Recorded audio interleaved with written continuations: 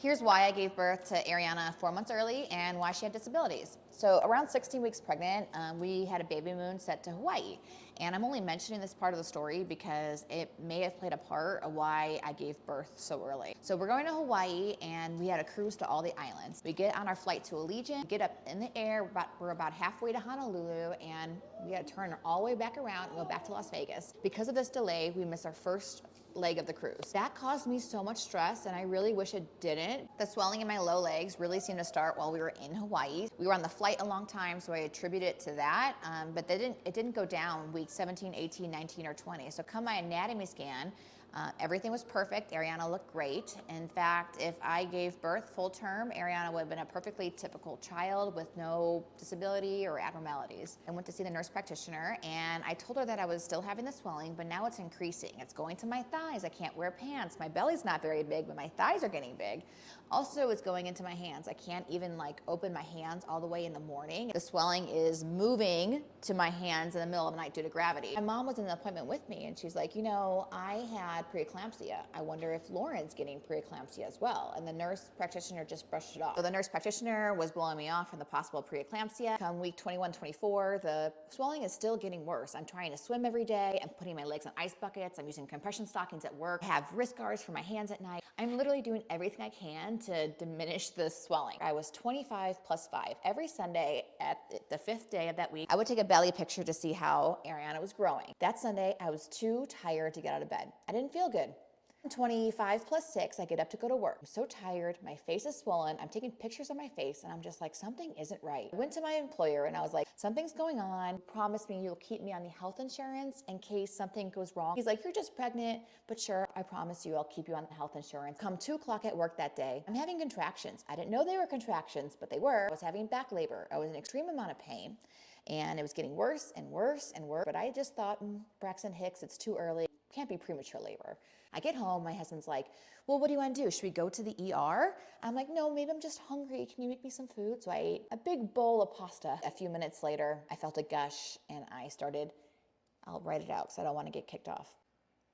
And it was so red that it was even purple. I looked to my husband and I said, okay, it's time to go to the ER. Trigger warning for traumatic birth. Instead of using this word, I'm going to use the word ketchup so I don't get flagged. I just had a big gush of ketchup. It's through my pants and through the blanket I was sitting on. By the time I left the house, this pain that I was getting every 20 minutes, 15 minutes, 10 minutes was one solid pain. I truly thought that I wasn't in labor. It was so delusional. It turns out the contractions were so close together, it felt like one pain. While we're driving, I called on-call OB. She was so nonchalant about the situation. She was like, oh, a lot of people have catch-up in their pregnancy, and if you're really worried, you can go to the hospital. The doctor sounded very distracted, and I don't think that she was really listening to me. So I got to the hospital, I run into the ER, and the ER looks at me like, you're in the wrong spot. You need to go to labor and delivery. I had no idea even where labor and delivery was. I wish the ER would have given me a wheelchair because with every contraction, I'm having a gush of ketchup. I'm trailing ketchup as I'm walking through the hospital. I get on the elevator, I go to labor and delivery. I'm at a crossroads. I don't know, go left or go right. I'm kind of running, I'm panicking. This woman looks at me and she's holding a baby and she has a horrified look on her face. She's like, you have to use the phone. So I get on the phone, they take me back and this nurse put me into this room and I was sharing it with another woman who was in labor and you could hear her baby's heartbeat. I remember thinking,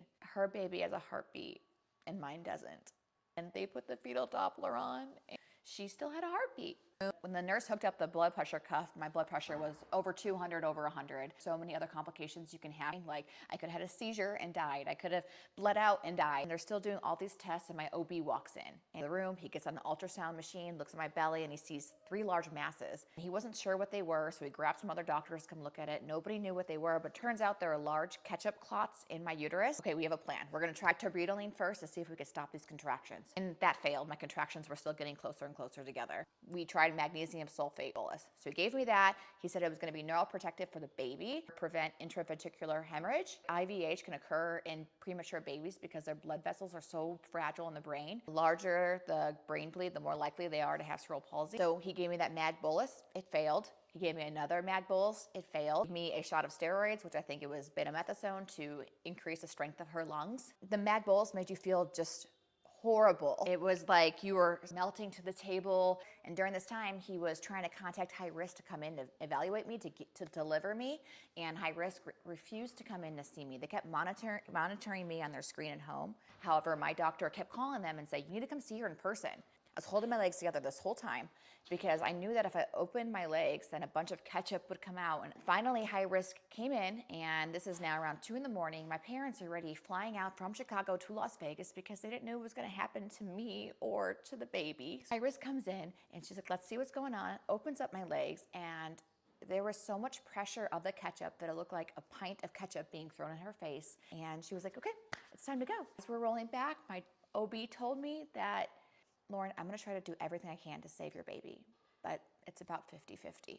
Before high risk got there, the NICU doctor came in and came to talk to me about having a baby in the NICU, and I don't remember a damn word he said. I was so delusional and so out of it. Like, I'm not having a baby today, guys. I got the biggest bill from this NICU consultation, and I don't even remember anything that we discussed. Rolled me out, and when they got me onto the table immediately, he started cutting, and the lidocaine or local anesthetic wasn't even working yet. I told him, I can feel you cut. He's like, well, do you want me to crash you or cut you? Because we got to get this baby out. I'm like, just keep on going. Soon after, I was okay. And my husband said the OB couldn't even find Ari in my belly because she was so small and he was looking for her. He said, when I bring her out, if she looks okay and is breathing on her own, I'll show you. If she's not, we're gonna get her intubated immediately. He didn't show me Ari. So Ariana was rushed back to the level 3 NICU. I didn't get to see her for over 12 hours until they deemed that I was not a fall risk to get into the wheelchair due to the magnesium sulfate. Everybody else got to see her besides me. Everybody said that she looked so perfect. Got to see her, I was white as a ghost. I lost so much blood. My hemoglobin dropped below 6.